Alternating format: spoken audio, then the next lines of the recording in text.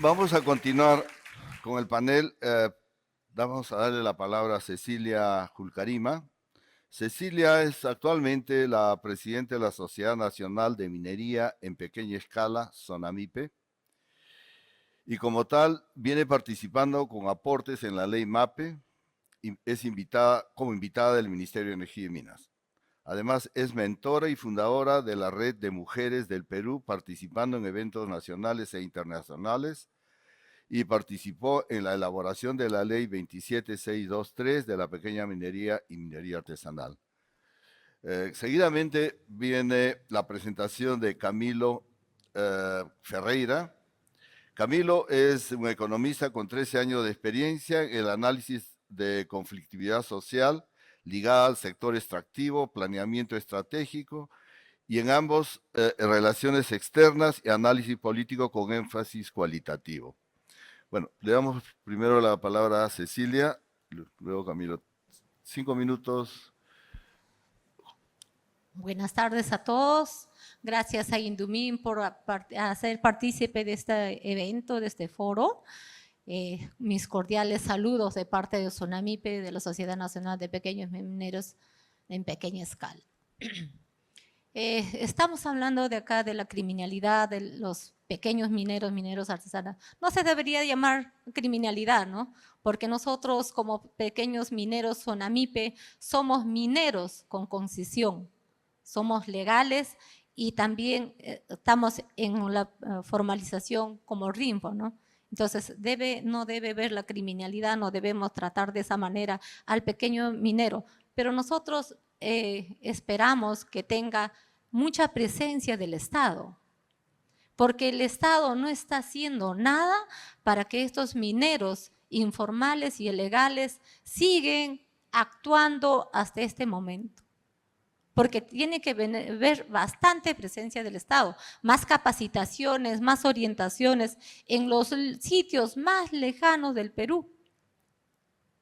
Y nosotros como SONAMIPE estamos apoyando bastante en nuestra ley MAPE y en los procesos que se está haciendo para que esto siga continuando, no siga continuando los mineros ilegales. Tenemos que ya parar.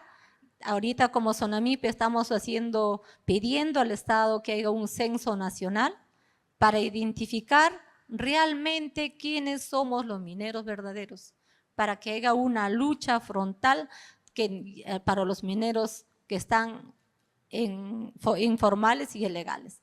En la formalidad, ahorita mira, en el RINFO se está formalizando al año el 0.01%. ¿Qué significa eso?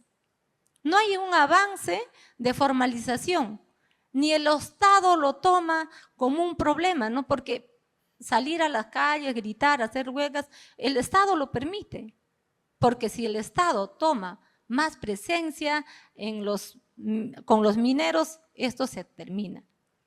Hay que trabajar bastante para que esto proceda y sea más legal, más formal la pequeña minería. Estamos criminalizando a todos los mineros, que nosotros somos formales también, porque a nosotros nos están metiendo en el mismo saco también esto de ser informales. Entonces queremos tener más presencia, más capacitaciones a nivel nacional de la pequeña minería y minería artesanal. Como había en el ponente que acá nos ha dado, no sé, ahí en todas las regiones la criminalidad, eso sí es cierto, ¿no? Como en todos, ahí en Ayacucho, en Cusco, en Patás, que están criminalizando toda la minería, hay mucha extorsión, pero necesitamos para eso que el Estado también ponga de su parte. Entonces nosotros esperemos que haya una lucha frontal de la pequeña minería y minería artesanal y que el proyecto de ley de esta MAPE que salga pronto, ¿no? Para que ya no avancen estos que han sido 50.000 mineros excluidos y que ahora está 31.000 mineros vigentes en el RINFO, que esos todos se formalicen. Esperemos que este presidente ahora que haga algo, ¿no? Y lo posterior que entre, también que toma más importante a los pequeños mineros, que es el sustento de las comunidades, de los pequeños mineros, que es el que más aporta al Estado, el minero artesanal a nivel nacional. Entonces hay que tomarle un poco más de importancia, más de capacitaciones, más de orientaciones. También tenemos mujeres payaqueras.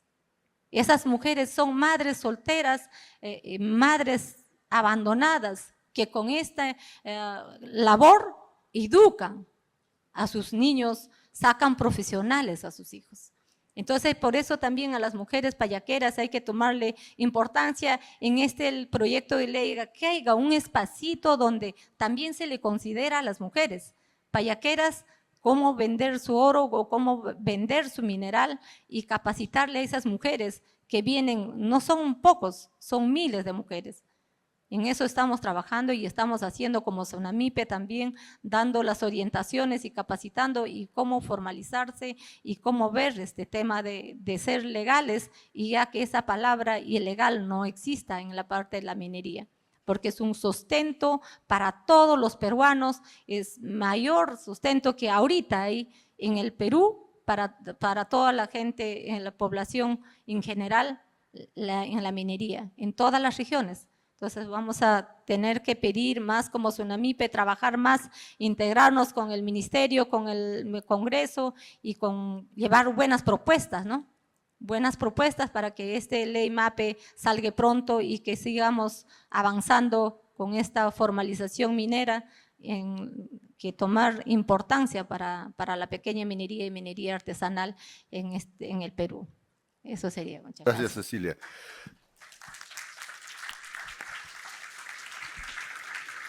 Entonces, le damos paso a Camilo para que nos haga comentarios sobre la presentación de Diego. Bueno,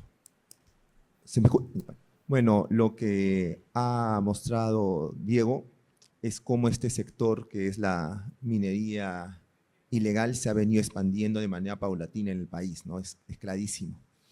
Y aquí lo que estamos tratando de verlo desde Wiña, que es una paradoja, que es la siguiente.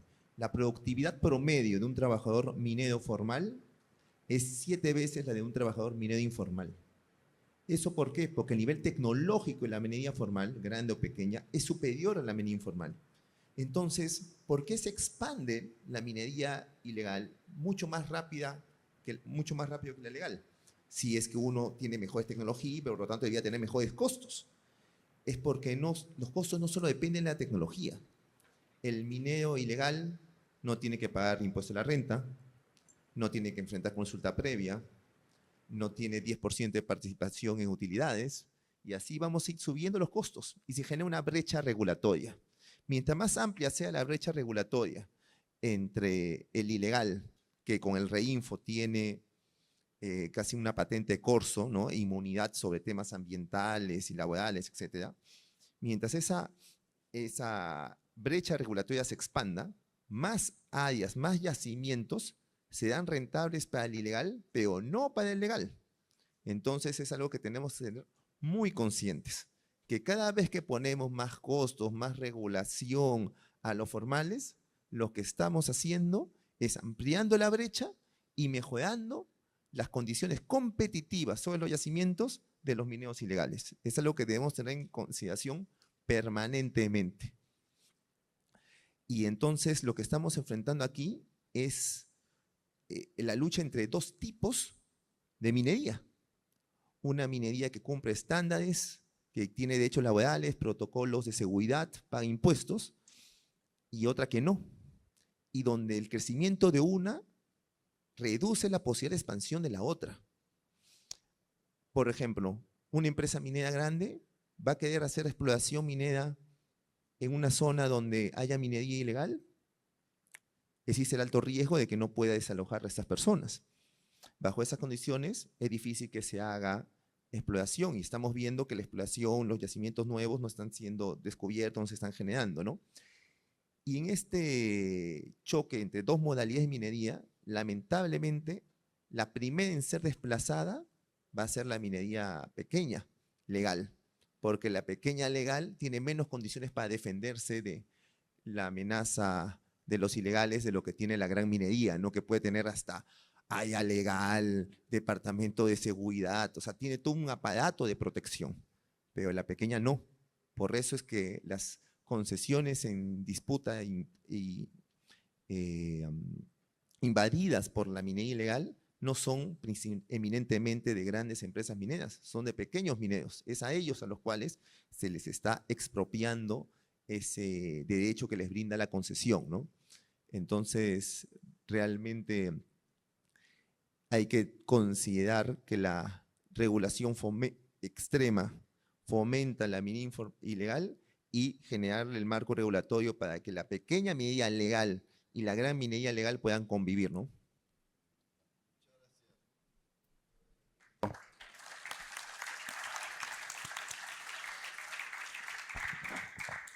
Es un punto interesante el que has tocado, porque efectivamente, ¿no?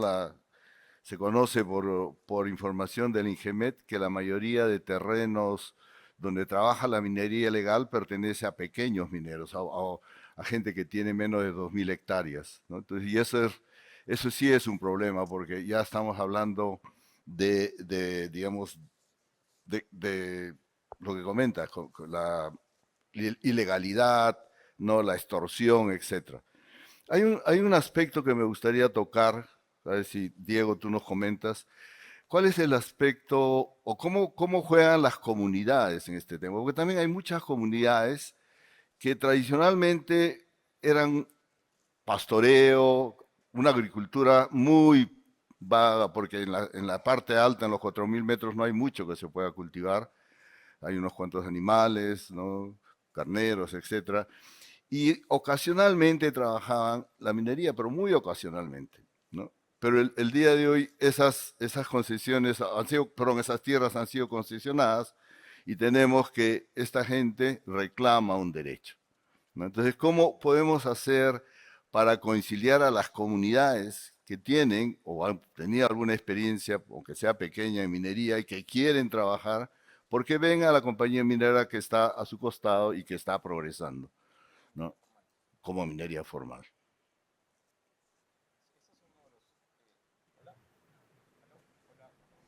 Hola, gracias. O sea, esto es uno de los grandes temas que hay para solucionar en el Perú, ¿no? O sea, tú tienes, si quieres son cuatro, ¿no? Tienes tramitología, ¿no? O sea, la carga, ¿no? Que conversaba Camilo hace un momento. No, tienes la presencia de la minería ilegal creciente, acceso a tierras, ¿no? Tercer lugar, y vinculado a acceso a tierras, el tema de manejo comunitario, potencial conflictividad social. Es uno de los grandes asuntos. Se han ensayado algunas fórmulas que creo que han sido medianamente exitosas en algunas minas que creo que hay que... A ver, mira, la manera más fácil de hacer esto es dónde funcionó, qué cosas se aprendió ahí, cómo lo podemos replicar en otro lado. ¿Ya? O sea, podemos tener muchas ideas novedosas, ¿no? O sea, que participación de trabajadores ¿no? como accionistas, no minoritarios en alguna de las minas. Eso me parece que no ha funcionado muy bien. Tienes algunas experiencias en Cusco, ¿no? En donde eso no funciona especialmente bien. ¿En dónde más o menos se ha podido llevar de la mano esto? O sea, ¿qué minas tienen y si hay una mina que no mencione, por favor, no se piquen. Ya, no, pero no, experiencias buenas de manejo comunitario de largo plazo, Antamina, por ejemplo, creo que tiene en general una buena experiencia, dado además las dimensiones del proyecto, la complejidad del lugar en donde opera, ¿no? La ruta de traslado que tiene, creo que y el tiempo que tiene ya operando desde finales de los 90, ¿no? Es una empresa que tiene una buena experiencia que contar, mucho más reciente, pero que también está haciendo un buen trabajo, que Yabeco, que Yabeco en general ha hecho también una buena labor, más reciente, un acceso un poco más fácil en Moquegua, pero creo que tiene buena labor.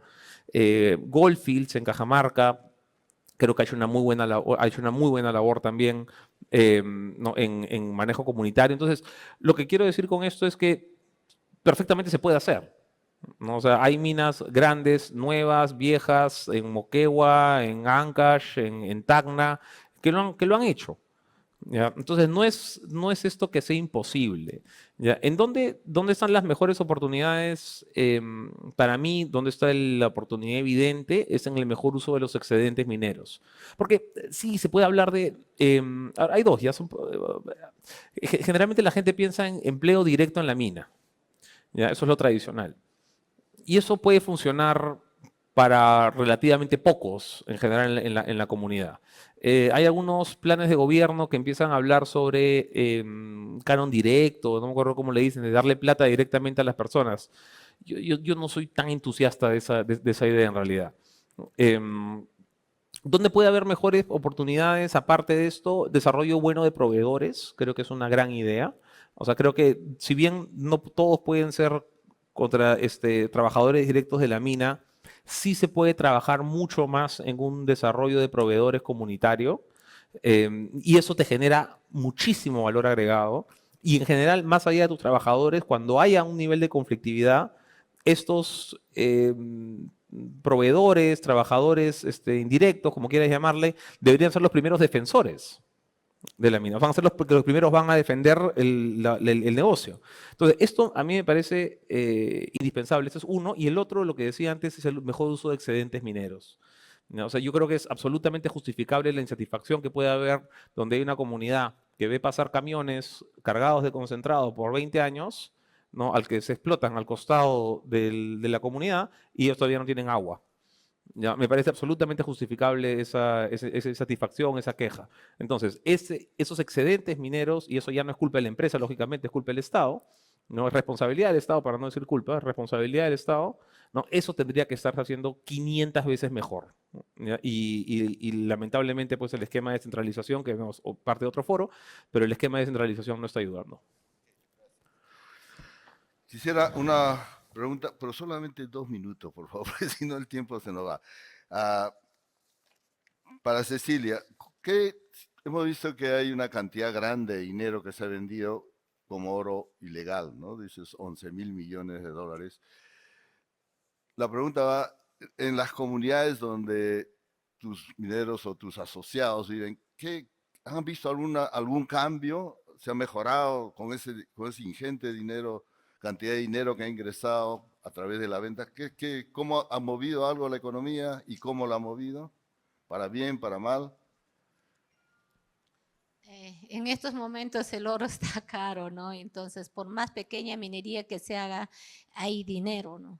Y en los centros, en las comunidades ahorita bastante avanzado. Entonces, como que ya hay una sostenibilidad y un minero pequeño, por más que saca pues 2, 3 gramos de oro, ya está bien. Entonces ha mejorado bastante la educación, bastante en la gente y entender también un poco. La gente más antes, la minería estaba satanizado. Ahora en estos momentos no. La gente ya está trabajando, ya está interactuando, ya está entendiendo mejor que sí se puede trabajar el pequeño minero y la comunidad. ¿Por qué? Porque de repente hay un apoyo para la comunidad, hay una mejora para la comunidad. De repente un minero que está ahí está aportando a la comunidad.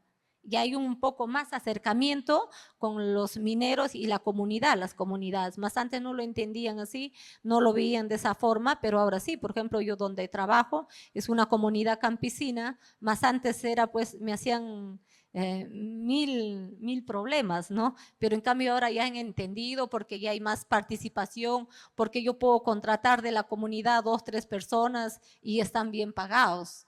Entonces, y puedo como colaborar con el colegio, con la escuelita, con la posta, puedo colaborar. Entonces ya por ese lado la gente está entendiendo, las comunidades campesinas están entendiendo que en el futuro la minería va a ser un éxito, va a haber buenos profesionales y pueden pagar en las comunidades y a sus seres queridos, ¿no? Para sacarle con valores agregados. Entonces, están viendo por ese lado y no, en la minería, dice, se contamina, ha habido mucho de contaminación.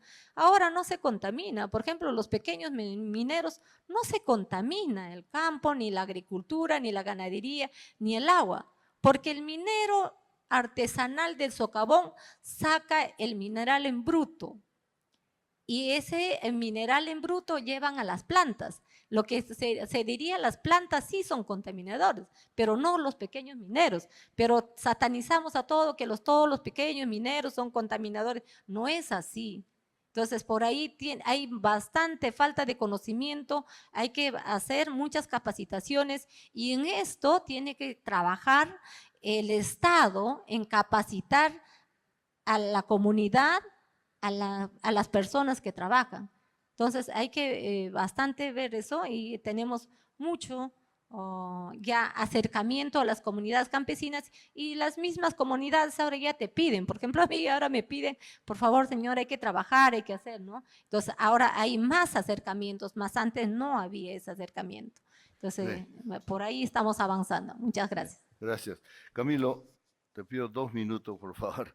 ¿Cómo crees tú que puede mejorar la productividad de los mineros informales? Porque tocaste un tema del cual es parte del objetivo de este Indumín, ¿no? ¿Qué sugerencia traerías para esto?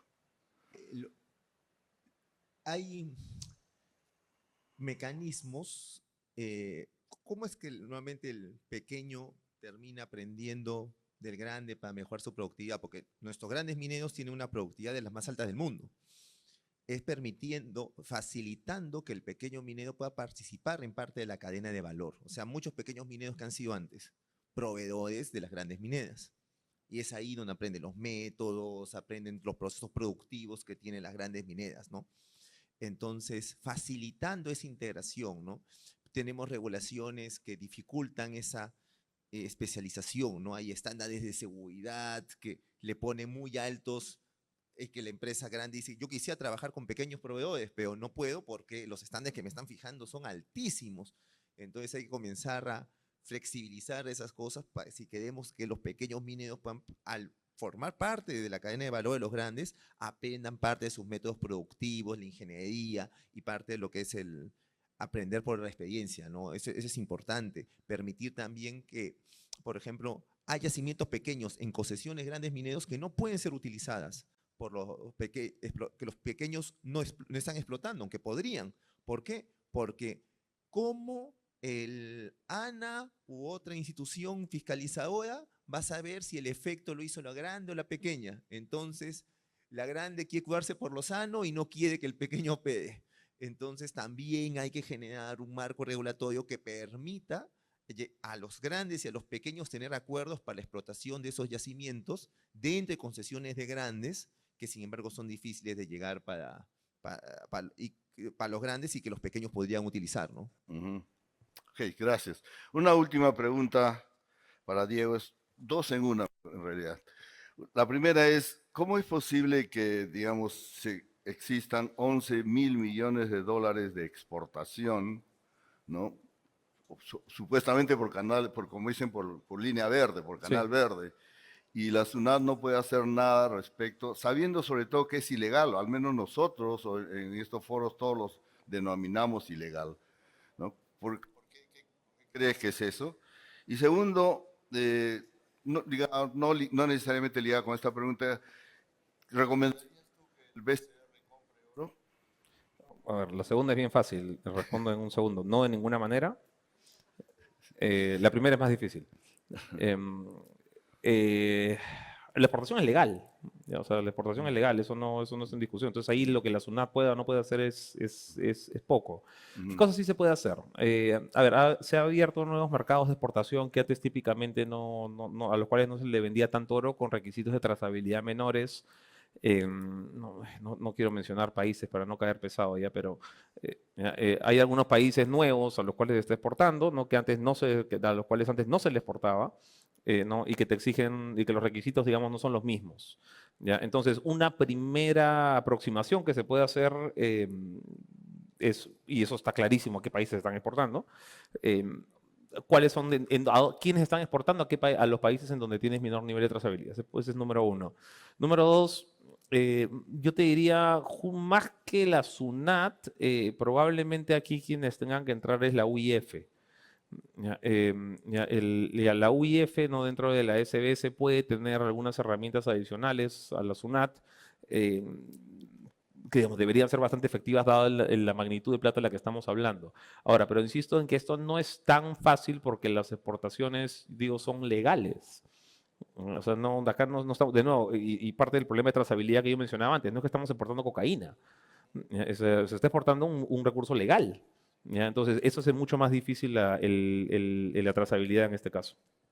No sé si muchos sabemos que el oro, la comercialización del oro en el país es libre y está dicho en digamos, el Código de Minería. Entonces, eso trae serios problemas. Pues, al ser libre, cualquiera puede comprar, cualquiera puede vender. Entonces, realmente, las organizaciones o digamos, esta gente ilegal o la que entra activos fácilmente puede actuar. Entonces, algo que también tenemos que corregir a ese nivel, o por lo menos ser claros y específicos, ¿no?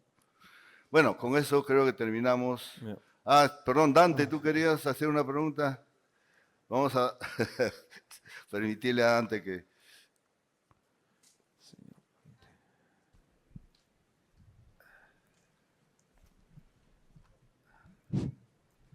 Todo.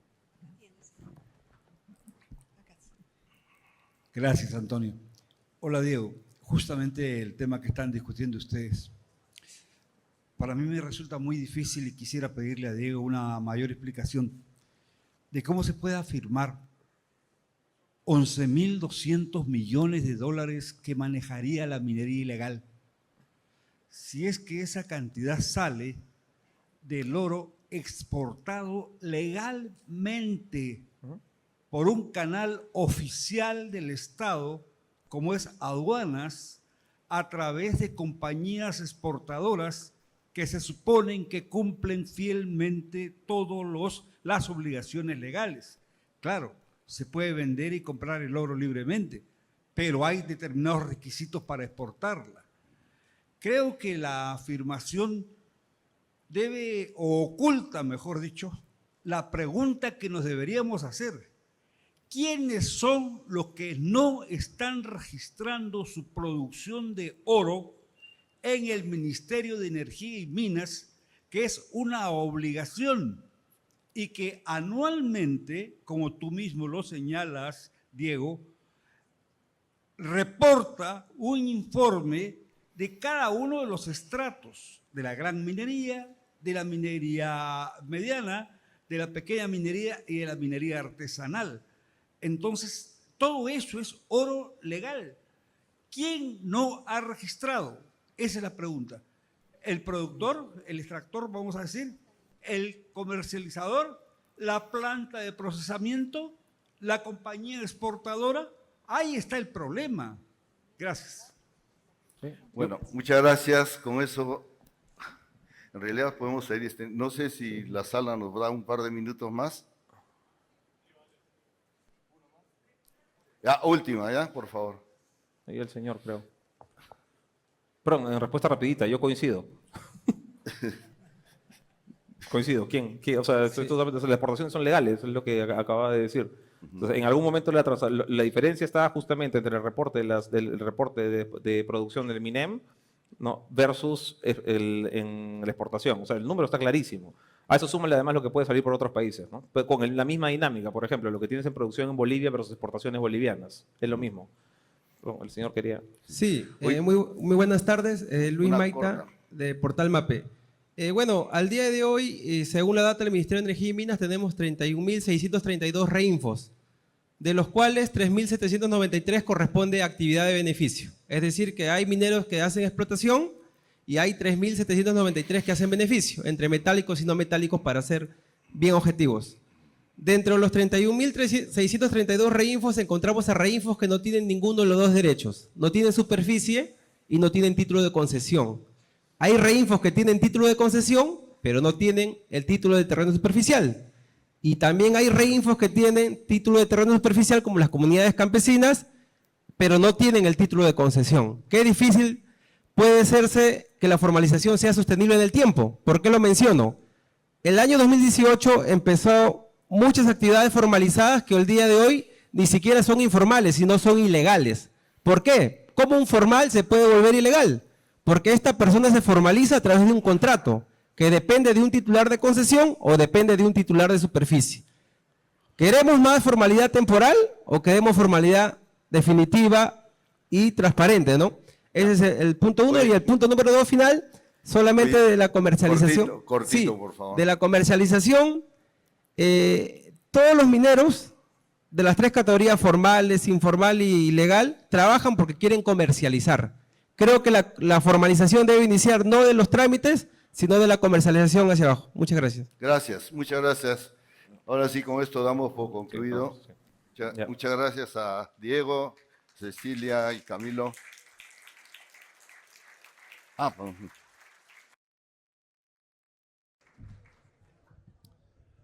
Agradecemos al señor Antonio Samaniego y a los conferencistas Diego Macera, Cecilia Julcarima y Camilo Ferreira, quienes nos acompañaron en esta interesante sesión.